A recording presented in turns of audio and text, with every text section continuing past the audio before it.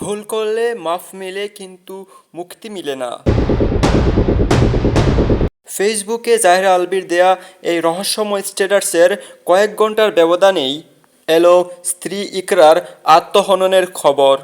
মৃত্যুর কয়েক ঘন্টা আগে স্বামীর দেয়া স্ট্যাটাসটির কমেন্টে ইকরা লিখেছিলেন, ভুল করলে মাফও মিলে না, মুক্তিও মিলে না, ভুল স্বীকার করতে পারলা, আমিন, আমার আমিকে মুক্তি করে দিলাম।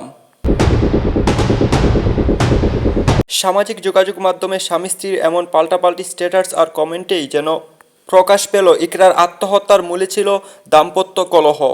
এমন সন্দেহে এখন তুলপাড় গোটা নেট দুনিয়া। আজ শনিবার ইকরার আত্মহত্যার ঘটনাটি গণমাধ্যমকে নিশ্চিত করেছে অভিনেতার শ্বশুরবাড়ির পরিবার। আজ দুপুর 1:30টার দিকে মিরপুর DOHS এলাকার একটি বাসায় এই ঘটনা ঘটে। বর্তমানে অভিনেতা আলভী ঈদের একটি নতুন নাটকের জন্য নেপালে অবস্থান করছেন। স্ত্রীর আত্মহত্যার বিষয়ে গণমাধ্যমকে এখনই কোনো সংবাদ সম্প্রচার না করার অনুরোধ জানিয়েছেন অভিনেতা। সেই সাথে পুরনো স্ট্যাটাসগুলো সরিয়ে ফেলেছেন ফেসবুক ওয়াল থেকে। 2010 সালের 9 নভেম্বর ভালোবেসে স্ত্রী ইকরাকে বিয়ে করেছিলেন আলভী। রিজিক নামে একটি পুত্র সন্তানও রয়েছে তাদের সংসারে।